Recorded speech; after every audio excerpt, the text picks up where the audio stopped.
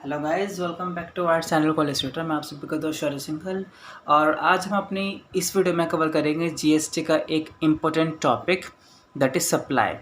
ठीक है, आज हम इसमें concept of supply and value of supply, place of supply, सब हम इसमें कवर कर लेंगे। ठीक है, सब आपको चिंता करने की ज़रूरत नहीं है। सबसे पहले सप्लाई होता क्या है भाई? सप्लाई का मतलब हम सभी को पता है कि भैया वन प्लेस से दूसरे प्लेस पर किसी गुड्स को डिस्ट्रीब्यूट करना, ट्रांसपोर्ट करना आपका सप्लाई कहलाता है। ठीक है, वो सही है, लेकिन एक्चुअली में जीएसटी के अंडर सप्लाई है क्या भाई? Taxable event in GST is supply. भाई सप्लाई जीएसटी कब लगती है? सप्लाई पे लगती है, गुड्स एंड सर्विसेज पे लगती है, राइट? भाई जीएसटी में सप्लाई क्या है? एक टैक्सेबल इवेंट है। ठीक है, किसका? गुड्स एंड सर्विसेज का या फिर दोनों का। ठीक है, हमको पता चल गया भाई। सो कॉन्सेप्ट ऑफ सप्लाई है क्या? बेसिक चीज बता रहा हूं, जो भी टैक्सेबल इवेंट है जीएसटी में वो आपका सप्लाई कहलाता है। ठीक है, अभी टैक्सेबल इवेंट और सप्लाई की डेफिनेशन क्या है वो हम आगे पढ़ेंगे, उसकी आप चिंता मत करो। कि भाई भैया एक बात बताओ कि क्या सारे इवेंट टैक्सेबल इवेंट होते हैं? So the answer is no. तो भैया मतलब सारे इवेंट टैक्सेबल इवेंट नहीं होते, इसका मतलब सारी सप्लाई सप्लाई नहीं कहलाती। हाँ जी। सारी ट्रांजेक्शन आपकी सप्लाई नहीं कहलाती। हाँ जी, आप सही हैं। तो आप सही हैं, इसको हम आगे पढ़ेंगे कि भाई सारी सप्लाई, सारी ट्रांजेक्शन सप्लाई नहीं होती है। ठीक है, अब इसके नेक्स्ट चीज है भाई, सप्लाई को सप्लाई कहने के लिए, इन शॉर्ट कि सप्लाई को सप्लाई कहने के लिए सप्लाई को कुछ पैरामीटर्स पर उतरना पड़ता है, खरा उतरना पड़ता है। इन शॉर्ट टैक्सेबल इवेंट को सप्लाई कहने के लिए सप्लाई को कुछ पैरामीटर्स पर खरा उतरना पड़ता है। अभी वो पैरामीटर्स कौन कौन से हैं भाई? Few universal condition to be fulfilled by transaction to make it chargeable into GST.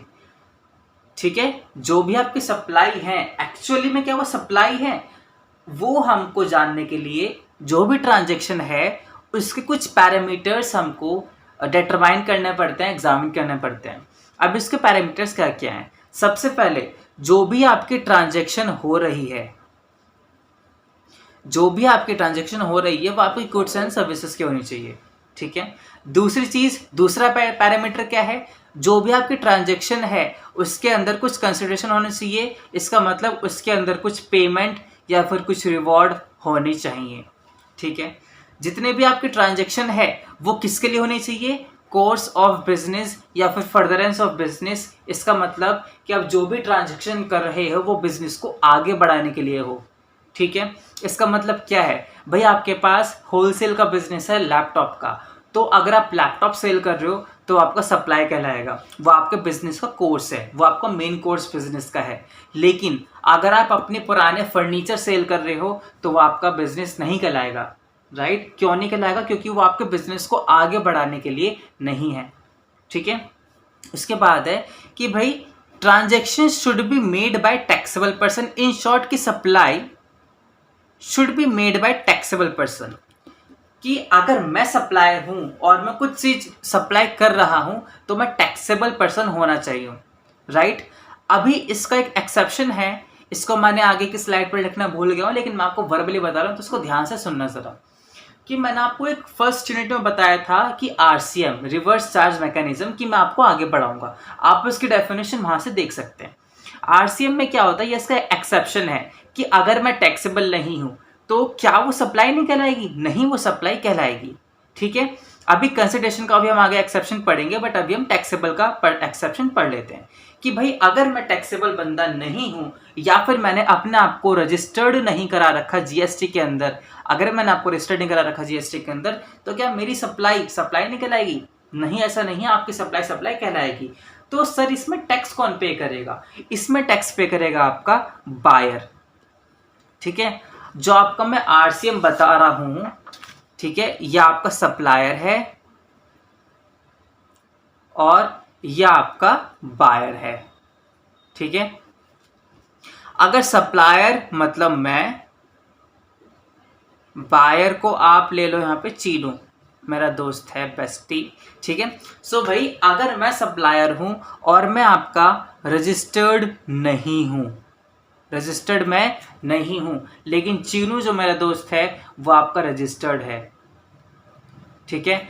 उसके पास भी एक बिजनेस है, मेरे पास भी एक बिजनेस है। और एक चीज़ याद रखना कि आरसीएम आपका B2B मॉडल पर एप्लीकेबल होता है, ठीक है। तो भाई अगर मैं आपका रजिस्टर्ड नहीं हूँ लेकिन जो बायर है वो रजिस्टर्ड है, सो इस केस में आपका टैक्स पे कौन करेगा? टैक्स पे करेगा आपका बायर, राइट। टैक्स पे कौन पे करेगा? टैक्स पे करेगा आपका बायर। वही आपका होता है reverse charge mechanism. Reverse charge mechanism में क्या होता है कि आपका सप्लायर टैक्स पे नहीं करता, आपका बायर टैक्स पे करता है। और रिवर्स चार्ज मैकेनिज्म बस B2B पर एप्लीकेबल होता है। आई होप आपका आरसीएम का बेसिक कॉन्सेप्ट समझ में आ गया होगा। सो हमने अभी आपके इसके 4 पैरामीटर पढ़े, ठीक है। आप इसको गो थ्रू फिर से कर सकते हैं। अब इसका 5th पैरामीटर है, क्या है? 5th पैरामीटर है इसका, भाई जो सप्लाई है वो आपकी टैक्सेबल होनी चाहिए। इसका मतलब क्या है कि भाई आपने जो सप्लाई है, जो आप जिस गुड्स की आप सप्लाई कर रहे हो वो जीएसटी के अंडर आना चाहिए, ठीक है। आपकी सप्लाई मतलब कि पेट्रोलियम प्रोडक्ट की ना हो, पेट्रोल की ना हो, ठीक है। या फिर आपका जो ब्रेड होती है वो जीएसटी के अंडर नहीं आती, ब्रेड की आपकी सप्लाई ना हो, ठीक है।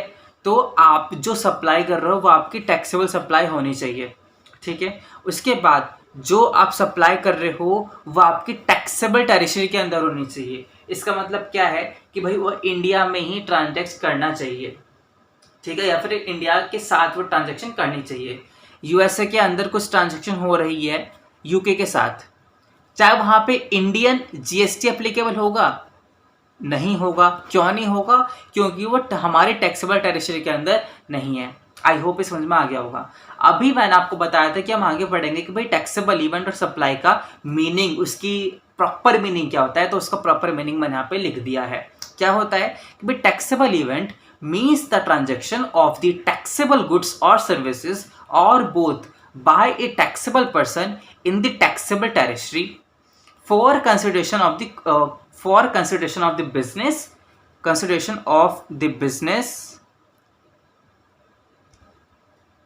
in the course और furtherance of business, ठीक है। आई होप आपको समझ में आ गया कि भाई टैक्सेबल इवेंट या फिर सप्लाई एक्चुअली में क्या होता है, और सप्लाई को सप्लाई बोलने के लिए कौन कौन से पैरामीटर्स हमको चेक करने होते हैं, ठीक है। समझ में आ गया? बोलो है ना? हाँ जी भैया आ गया। अभी हम आगे बढ़ते हैं। आगे क्या पढ़ेंगे हम कि हमको यही नहीं पता कि जो हम सप्लाई कर रहे हैं वो गुड्स है या फिर सर्विसेज है। तो ये जानने के लिए आपको छोटी सी चीज करनी है जो मैं अभी आपको आगे एक्सप्लेन करूंगा, उसके बाद ध्यान से सुनना। अब ये क्वेश्चन है आपके लिए कि भाई इज इट गुड और सर्विसेज? फोटोग्राफर जो आपकी फोटोग्राफी करता है, क्या वो सर्विस प्रोवाइड करता है या फिर वो गुड्स प्रोवाइड करता है? इसका आंसर आपको कमेंट बॉक्स में देना है, ठीक है। इसका आंसर आपको कमेंट बॉक्स में देना है, थोड़ा सोचना इसके बारे में, ठीक है। अभी हम पढ़ेंगे what is supply of goods under GST. हमने गुड्स पढ़ लिया, हमने सप्लाई पढ़ लिया, लेकिन सप्लाई ऑफ गुड्स एक्चुअली क्या है, ठीक है। तो अभी हम वो पढ़ेंगे। भाई सप्लाई ऑफ गुड्स क्या होता है? Transfer of the title in goods. Title in goods मतलब कि भाई ऑनरशिप अगर ट्रांसफर हो रही है तो वो आपकी सप्लाई ऑफ गुड्स होगी।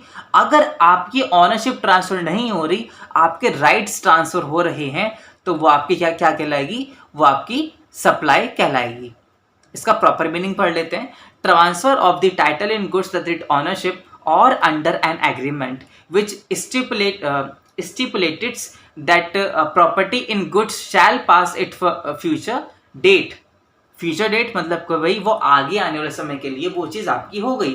Upon payment of full consideration as agreed is a supply of goods. भाई मेरे पास प्रोडक्ट था, मैंने आपको सेल कर दिया, अभी वो पूरी जिंदगी आपके पास रहेगा, उसकी ओनरशिप आपके पास है, और आपने उस प्रोडक्ट के लिए मुझको कुछ पेमेंट करा है, वो आपकी सप्लाई ऑफ गुड्स कहलाएगी। तो भैया सप्लाई ऑफ सर्विस क्या कहलाएगी? जैसे मैंने आपको बताया, सप्लाई ऑफ सर्विस का मतलब है transfer of rights in goods without the transfer of title is a supply of service.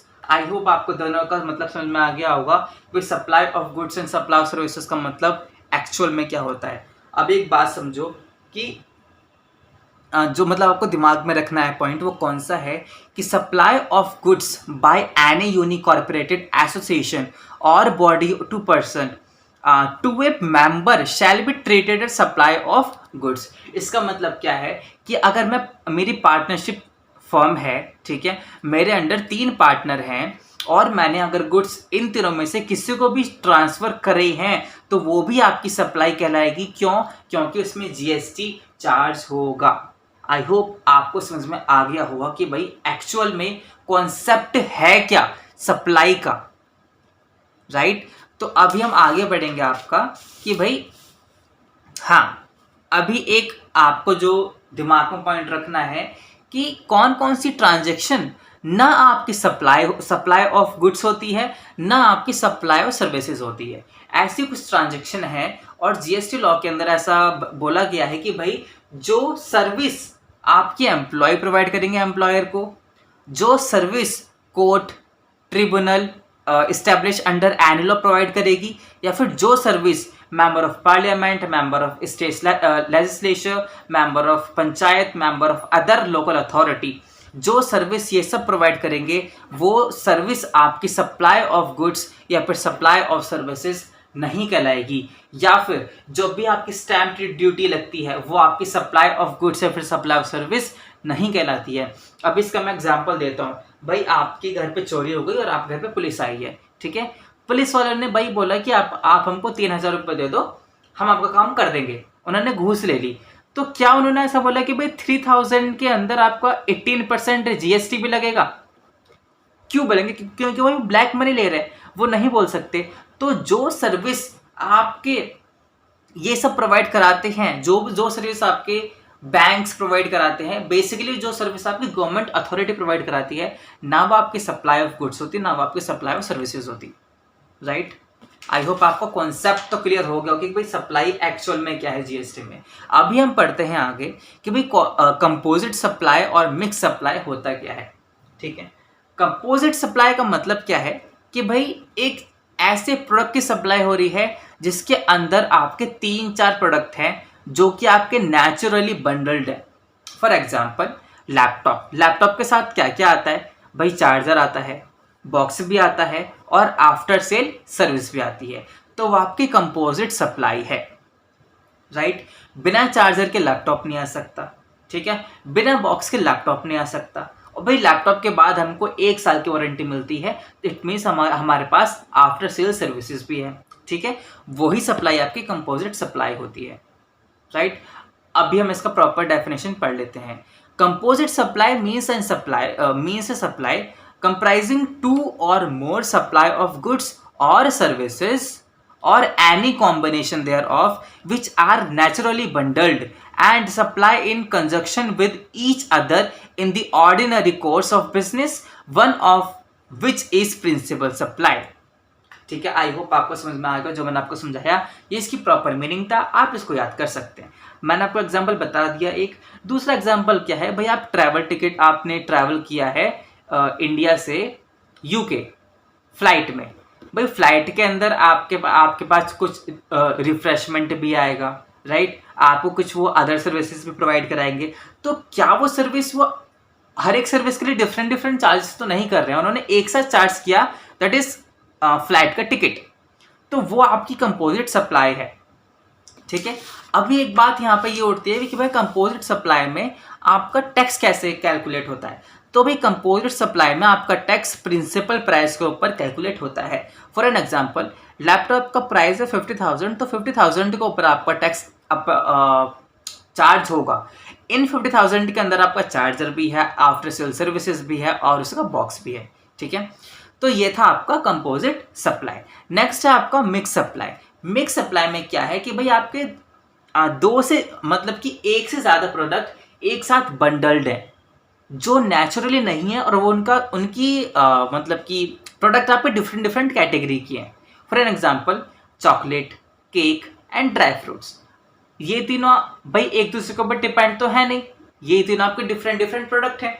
तो ये आपकी मिक्स सप्लाई है, इसका प्रॉपर मीनिंग क्या है? मिक्स सप्लाई मीन्स टू और more individual supplies of goods और सर्विसेज और any combination made in conjunction with each other for single price. ठीक है भाई, सबका अपना इंडिविजुअल प्राइस तो है, हम इसको अलग से परचेज कर सकते हैं, हम इसको अलग से परचेज कर सकते हैं, नॉर्मली हम अलग से परचेज करते हैं। लेकिन अगर ये सब हमको एक ही प्राइस पर मिल रहा है वो आपका होता है मिक्स सप्लाई। इसका बहुत बढ़िया एग्जांपल है मैकडी। ठीक है, स्पेलिंग मुझे नहीं आ रही, छोड़ो भाई। मैकडी में क्या होता है, फिर केएफसी या फिर जो भी आप ले लो, मैकडी, केएफसी या फिर बर्गर किंग, उनमें क्या होता है, burger plus Coke plus French fries 99 rupees में आते हैं, लेकिन हम उनको इंडिविजुअली परचेज कर सकते हैं। ठीक है, तो वो आपकी मिक्स्ड सप्लाई है। ठीक है, अभी सेम क्वेश्चन यहाँ पे आता है कि भैया उसमें टैक्स कैसे वो चार्ज करेंगे? तो भैया मिक्स सप्लाई में ना टैक्स आपका उस पर चार्ज होता है जिस प्रोडक्ट पर सबसे ज्यादा जीएसटी होता है। भैया आपने क्या बोला, हमें कुछ समझ नहीं आया, आप इसको फिर से समझाते हो तो समझाते हैं। फॉर एग्जाम्पल, मैंने 3 प्रोडक्ट लिए हैं एक साथ, जो एक साथ बंडल्ड में है। ठीक है, हम इसको अलग अलग परचेज करेंगे, वो आपकी मिक्स सप्लाई नहीं है। बट अगर हम इसको सप्लायर आपको एक ही बंडल में दे रहा है, जैसे मैंने आपको मैकडी का एग्जांपल दिया, तो वो आपका ये चीज उसमें होगी। ठीक है, दिवाली के टाइम पर नॉर्मली ये तीनों चीज एक बॉक्स में आती हैं, तो मैं उसकी बात कर रहा हूँ। तो भाई अगर जीएसटी के अंदर, जीएसटी का प्राइस है 100 रुपीज, उसके ऊपर 18% जीएसटी चार्ज होती है। केक का प्राइस है 200 और ड्राई फ्रूट का प्राइस है 500। केक के ऊपर 12% चार्ज होती है और ड्राई फ्रूट के अंदर 5% चार्ज होती है। ऐसा नहीं करेंगे कि भाई 18 के अंदर 18% डिफरेंट चार्ज करेंगे। मिक्स सप्लाई में क्या होता है, इन सब का टोटल दैट इज 800 के ऊपर आपका हाईएस्ट, जो भी आपका हाईएस्ट रेट ऑफ टैक्स होगा वो चार्ज होगा, दैट इज 18%। आई होप आपको समझ में आ गया होगा, राइट? तो ये था आपका कंपोजिट एंड मिक्स्ड सप्लाई। अभी हम आपका नेक्स्ट कॉन्सेप्ट पढ़ेंगे, वैल्यू ऑफ सप्लाई, जो कि आपका बहुत ज़्यादा इंपॉर्टेंट है। ठीक है, बहुत ज़्यादा ही इंपॉर्टेंट है। तो जितना मैंने पढ़ाया, आप 5 मिनट का ब्रेक ले सकते हैं, क्योंकि वो थोड़ा सा कंफ्यूजिंग हो सकता है किसी किसी के लिए। ठीक है, सो उसके बाद हम पढ़ेंगे आपका mixed supply, mixed value of supply. So अगर आप यहाँ तक आ गए हैं तो प्लीज़ हमारी वीडियो को लाइक कर दें और प्लीज़ इसको अपने फ्रेंड्स के साथ शेयर ज़रूर करें। ठीक है, जिससे कि उनको भी नॉलेज गेन हो। अभी हम स्टार्ट करते हैं अगेन, वैल्यू ऑफ सप्लाई होता क्या है। भाई एक बात बताओ कि आपका जो जीएसटी है वो किसके ऊपर कैलकुलेट होता है? सप्लाई की वैल्यू के ऊपर, राइट? तो वैल्यू और सप्लाई बहुत ज़्यादा इंपॉर्टेंट बन जाता है किसी के लिए भी, कि भाई हमारे सप्लाई की वैल्यू कितनी है, जो कि आपके मोनेटरी टर्म में होती है। ठीक है, तो भाई in GST tax is payable on ad valorem basis. Ad valorem अगर आपको ध्यान आ गया होगा, ये आपका इंटरनेशनल ट्रेड में एक कॉन्सेप्ट है जो कि मैं अभी आपको आगे पढ़ाऊंगा। ठीक है, सो भाई जो जीएसटी है वो आपका बेसिस है एड वैलोरम के ऊपर। ठीक है, इसका मतलब क्या है, percentage of value of the supply के ऊपर जीएसटी लगता है। भाई जीएसटी का मतलब क्या है, सप्लाई के ऊपर कुछ परसेंट लगना, वो माइट भी 5 हो सकता है, 10 हो 12 हो सकता है, 18 हो सकता है। ठीक है, so percentage of the value of the supply, percentage of value of the supply of goods और services. So it is important to know that is supply. ठीक है, इसका मतलब क्या है कि भाई हमको बहुत ज़रूरी है वैल्यू ऑफ सप्लाई निकालना, क्योंकि जीएसटी उसी के ऊपर लगता है। अभी वैल्यू ऑफ सप्लाई के अंदर क्या क्या होता है, कॉस्ट के अलावा वैल्यू ऑफ सप्लाई के अंदर क्या क्या होता है। टैक्सेस अगर वो इंपोर्ट हो रहे हैं या फिर एक्सपोर्ट हो रहे हैं तो आपको कस्टम ड्यूटी लगता है। बेसिकली कस्टम ड्यूटी इंपोर्ट में लगता है। तो भी अगर वो आपके इंपोर्ट हो रहे हैं तो टैक्सेस, फीस चार्ज चार्ज होते हैं under any law except GST law. भाई जीएसटी के जो जीएसटी है उसके अलावा जितने भी टैक्स हैं, जितने भी चार्जेस हैं, उसको हम कैलकुलेट करेंगे जीएसटी कैलकुलेट करने से पहले। ठीक है, उसके बाद expense incurred by the recipient on behalf of the supplier, वो इसके अंदर ऐड हो जाएगा इनवॉइस के अंदर। Then discount like trade discount and quantity discount भी उसमें कट के लग जाता है। और एक बात आपको ध्यान रखनी है कि वैल्यू और सप्लाई के ऊपर आपका एक न्यूमेरिकल भी आ सकता है, जो कि मैं आपको करा दूंगा, उसकी आप टेंशन मत ले। कि भाई जो डिस्काउंट का जो मैंने कॉन्सेप्ट बताया ना, जो भी डिस्काउंट गवर्नमेंट देती है ना, वो आपका डिस्काउंट कट नहीं होता है आपके इनवॉइस से। आपको बस ये चीज़ आपको माइंड में रखनी है, ठीक है। एंड पैकेजिंग कॉस्ट भी इसमें इंक्लूड होती है एंड अदर्स, ठीक है। इन शॉर्ट, अगर आपका टैक्स 100 है, फीस 100 है और आपके एक्सपेंस 200 है, कॉस्ट आपकी 500 है और डिस्काउंट आपका 200 है, तो कैसे कैलकुलेट करेंगे भाई? 500 प्लस 100, 100 एंड 200 कितना हो गया? आपको 900 हो गया। डिस्काउंट कितना है? 200, तो -200 यहाँ पे कर देंगे तो 700 आपकी वैल्यू आ गई, ठीक है। वहीं अगर डिस्काउंट ये वाला अगर आपका गवर्नमेंट के द्वारा दिया जाता तो यहाँ पे कट नहीं होता, हम इसको इग्नोर कर देते और इसकी वैल्यू होती है आपकी 900। आई होप इस छोटा सा कॉन्सेप्ट आपको समझ में आ गया होगा। बेसिकली मैं इसका आगे न्यूमेरिकल कराऊंगा तो आपको टेंशन नहीं लेनी है, ठीक है। अभी हम पढ़ेंगे उसके आगे वैल्यू सप्लाई के हम कॉन्टिन्यूएशन में पढ़ रहे हैं कि भाई होता क्या है वैल्यू सप्लाई। जैसा मैंने आपको पहले बताया था कि कंसिडरेशन होना चाहिए किसी भी सप्लाई के ट्रांजैक्शन में, राइट। सप्लाई को सप्लाई कहने के लिए उसमें कंसिडरेशन होना चाहिए, मतलब उसमें पेमेंट या फिर रिवॉर्ड होनी चाहिए। यह है इसका एक्सेप्शन।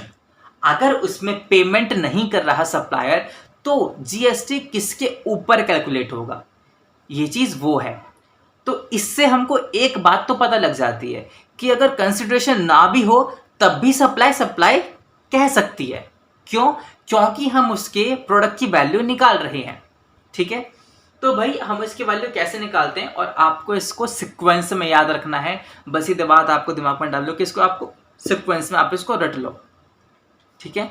तो taxable value when consideration is not solely in money, right? In such cases, following value have to be taken sequentially to determine the taxable value, ठीक है। आपको इसको सीक्वेंस में याद रखना है।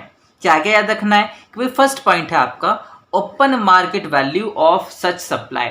अगर एक बात जानो कि मैं दोस्त हूँ चीनू का, ठीक है, शौर्य एंड चीनू 2 जने हैं और चीनू का एक बिजनेस है मोबाइल शॉप का, ठीक है। और उसने बोला कि भाई तू तेरा बर्थडे है जो कि आने वाला है 19 अगस्त, कि भाई तेरा बर्थडे है तो मैं तुझे गिफ्ट दे रहा हूँ मोबाइल फ़ोन, ठीक है।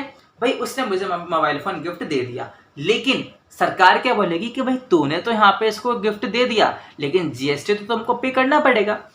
तो अभी वो जीएसटी किसके ऊपर पे करेगा? पहली चीज़ वो उसकी ओपन मार्केट वैल्यू देखेगा, ठीक है। वो इसकी क्या देखेगा? ओपन मार्केट वैल्यू देखेगा। अगर उसकी ओपन मार्केट वैल्यू 20,000 है तो वो 20,000 के ऊपर जीएसटी लगा के देगा।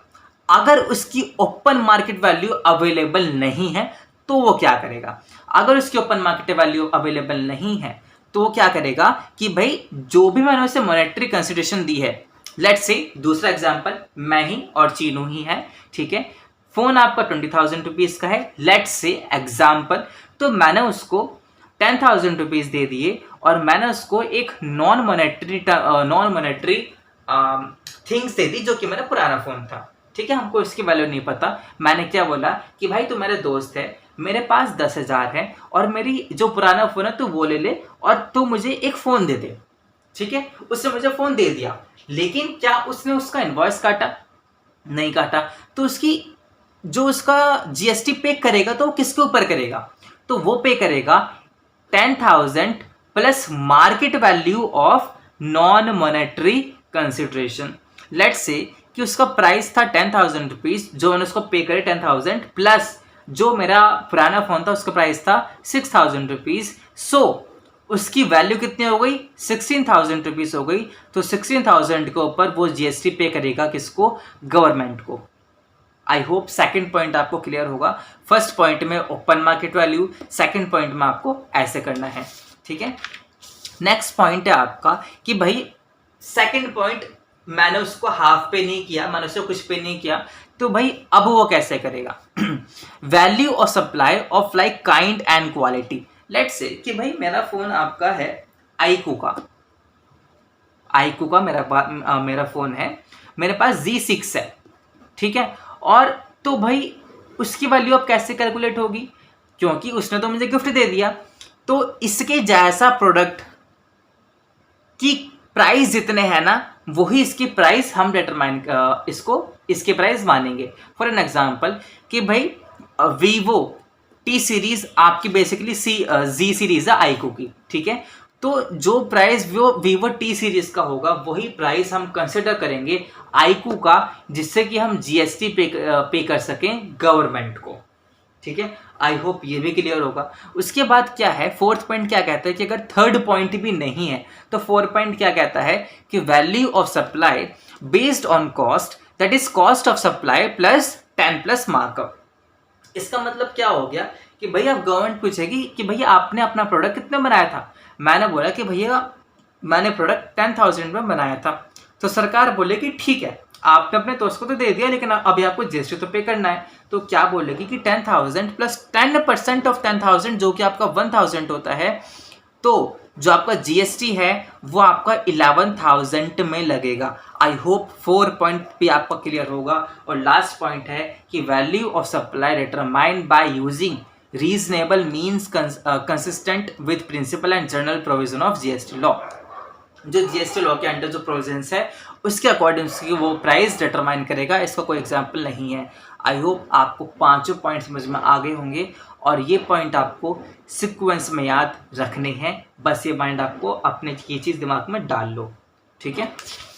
नेक्स्ट पॉइंट है भैया अपने वैल्यू ऑफ सप्लाई खत्म हो चुका है, अभी हम पढ़ेंगे प्लेस ऑफ सप्लाई, ठीक है। अभी हम क्या पढ़ेंगे, प्लेस ऑफ सप्लाई। भाई प्लेस ऑफ सप्लाई पढ़ने से पहले सबको पता है कि भाई इंट्रा स्टेट और इंटर स्टेट क्या होता है। इंट्रा स्टेट भाई जो हम अपने स्टेट के अंदर ही सप्लाई कर रहे हैं, इंटर स्टेट जो हम दूसरे स्टेट के साथ सप्लाई कर रहे हैं। भाई इंट्रा स्टेट में सीजीएसटी और आईजीएसटी चार्ज होता है, सीजीएसटी एंड एसजीएसटी चार्ज होता है, और इंटर स्टेट में आपका आईजीएसटी चार्ज होता है। भाई आईजीएसटी के कुछ इंपॉर्टेंट फैक्ट हैं जो आपको पता होना चाहिए। सबसे पहले भाई आईजीएसटी कब लगता है, जब आपका गुड्स एक स्टेट से दूसरे स्टेट में जा रहा हो, या फिर आपने इंपोर्ट किया हो, या फिर आपने एक्सपोर्ट किया हो, या फिर आपने सप्लाई करी हो स्पेशल इकोनॉमिक जोन में, या फिर स्पेशल इकोनॉमिक जोन से सप्लाई हुई हो, वो आपका आईजीएसटी कहलाएगा। अब इसका एक छोटा सा एग्जांपल लेता हूँ जिससे कि आप कंफ्यूजन ना हो। भाई मैंने बताया था इंटर स्टेट में क्या होता है कि वो सेम स्टेट में सप्लाई करते हैं, लेकिन अगर वो सेम स्टेट में सप्लाई कर रहे हैं from special economic zone to non special economic zone, तो वो आपका इंटर स्टेट कहलाएगा, वो आपका आईजीएसटी कहलाएगा, ठीक है। भाई कैसे, वो आपका इंटर स्टेट में वहां पे आपको आईजीएसटी चार्ज होगा। भाई आपने क्या बोला, मुझे ये वाला पॉइंट समझ में नहीं आया, ठीक है। सो सेंटा क्रूज जो कि आपका महाराष्ट्र में है, जो कि आपका एक स्पेशल इकोनॉमिक जोन है, एंड आपका मुंबई जो कि आपका महाराष्ट्र में है और जो आपका नॉन स्पेशल इकोनॉमिक जोन है। ये एक्टिविटी कैसी है, ये एक्टिविटी है भाई इंट्रा स्टेट की। क्या है ये एक्टिविटी, इंटर स्टेट की। तो मतलब यहाँ पे सीजीएसटी और एसजीएसटी चार्ज होगा? नहीं बेटा, यहाँ पे सीजीएसटी और एसजीएसटी चार्ज नहीं होगा। क्यों? क्योंकि आईजीएसटी चार्ज होगा। रीजन क्या है इसका, क्योंकि भाई आपको जो सप्लाई है वो आपका स्पेशल इकोनॉमिक जोन से हो रही है। इट डजंट मैटर कि वो सेम स्टेट के हैं। आई होप ये पॉइंट आपको क्लियर होगा। नेक्स्ट पॉइंट जो हम पढ़ेंगे आपका वो है प्लेस ऑफ सप्लाई। भाई प्लेस ऑफ सप्लाई हम डिटरमाइन करते कैसे हैं, सबसे पहले आप ये जानो। भाई प्लेस ऑफ सप्लाई का मतलब सर्विस के लिए डिफरेंट होगा, सर्विस के लिए डिफरेंट तरीके से निकालेंगे, एंड गुड्स के लिए हम डिफरेंट तरीके से निकालेंगे। Basically place of supply is based on the place of consumption of the goods और सर्विसेज। भाई गुड्स या फिर सर्विसेज कंज्यूम कहाँ पे हो रही है, वहां पे प्लेस ऑफ सप्लाई आ जाएगा। इन केस ऑफ गुड्स भाई प्लेस ऑफ डिलीवरी आपको प्लेस ऑफ सप्लाई कहलाता है नॉर्मली केसेस में, लेकिन इसके कुछ एक्सेप्शन है जो कि हम आगे कवर करेंगे, ठीक है। नॉर्मली केसेस में place of delivery place of supply कहता है कि in case of goods, but in case of supply, supply के केस में प्लेस ऑफ कंजप्शन आपका प्लेस ऑफ सप्लाई कहता है, प्लेस ऑफ कंजप्शन आपका प्लेस ऑफ सप्लाई होता है। इसके भी कुछ एक्सेप्शन है जो कि हम आगे पढ़ेंगे, उसकी आप चिंता मत करो। भाई in respect of certain category of service the place of supply is determined with reference of prescribed rule. GST ने कुछ रूल बनाए हैं जो कि हमको प्लेस ऑफ सप्लाई डिटरमाइन करने में हेल्प करते हैं, राइट, जो कि आपकी हम आने वाली वीडियो में, जो कि इससे जस्ट नेक्स्ट वीडियो इसमें हम कवर कर देंगे, उसकी आप टेंशन मत ले। तो यही वीडियो आपकी खत्म होती है, रीजन क्योंकि वीडियो काफ़ी लंबी बन चुकी है एंड आप बोर फील करेंगे। सो नेक्स्ट वीडियो में आपको हम कंप्लीट करेंगे प्लेस ऑफ सप्लाई, ठीक है। वो वीडियो हद से हद 10 to 15 मिनट्स की होगी, तो उसकी आप चिंता मत करें, ठीक है। एंड यहाँ तक आ गए हैं, सो प्लीज़ हमारे वीडियो को लाइक कर दें एंड अपने फ्रेंड सर्कल में प्लीज़ इसको शेयर करें। और अगर कुछ भी डाउट है तो कमेंट बॉक्स में डाउट ज़रूर डालें, मैं उसको आगे वाली वीडियो में कवर कर दूंगा। सो इसी के साथ all the very best for your upcoming exam. और अगर कुछ आप हमको सजेशन देना चाहते हैं कि भैया आपको ये इम्प्रूव करना चाहिए, सो प्लीज़ वो हमको दें, because we want to improve, right. So all the very best for your upcoming exam and keep happy.